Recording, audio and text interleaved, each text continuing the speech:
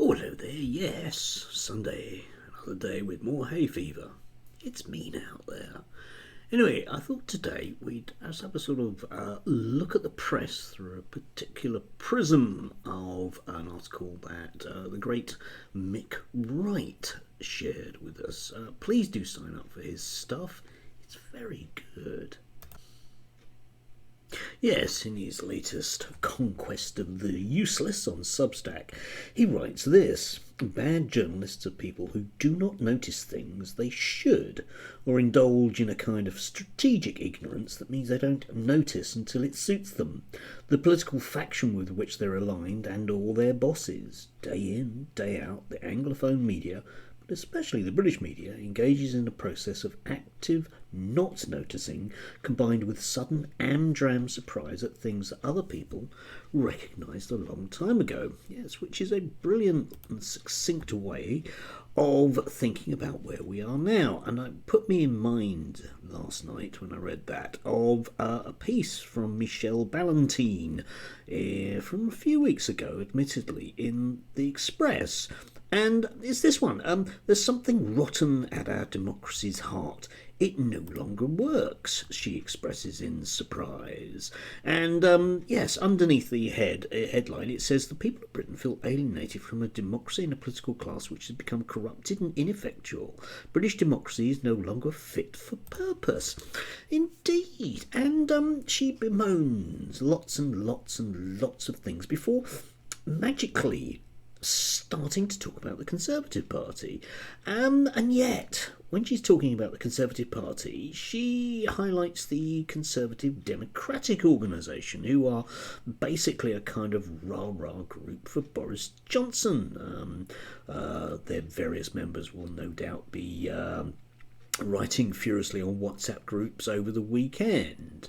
And let's just sort of pick one piece out from what she says. CDO argues that if the party continues to treat its members as foot soldiers who are simply a resource to be used at will, rather than an integral part of the democratic decision-making when choosing leaders, chairs and debating policy, then democracy will be a thing of the past.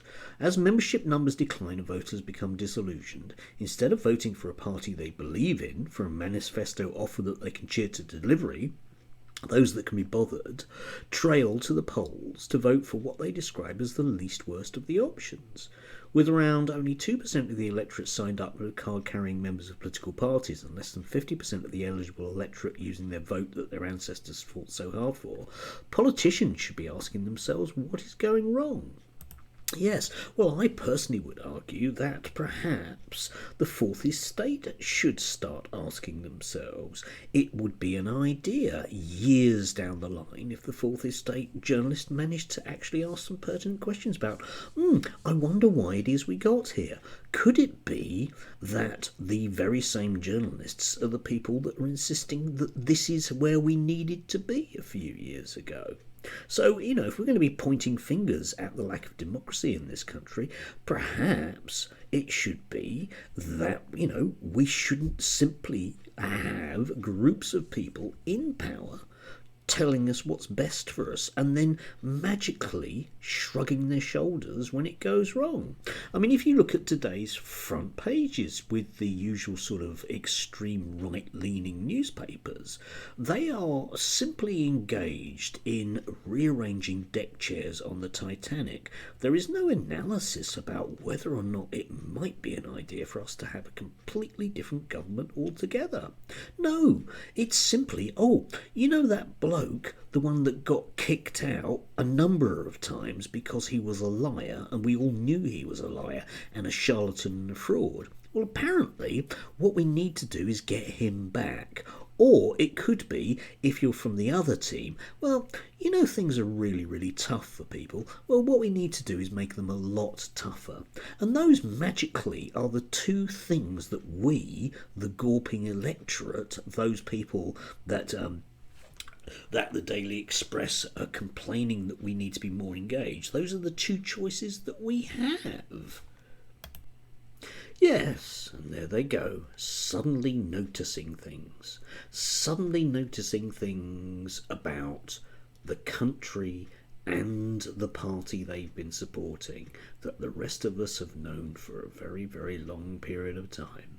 And whilst pretending that there needs to be change, actually suggesting that nothing should be done as ever.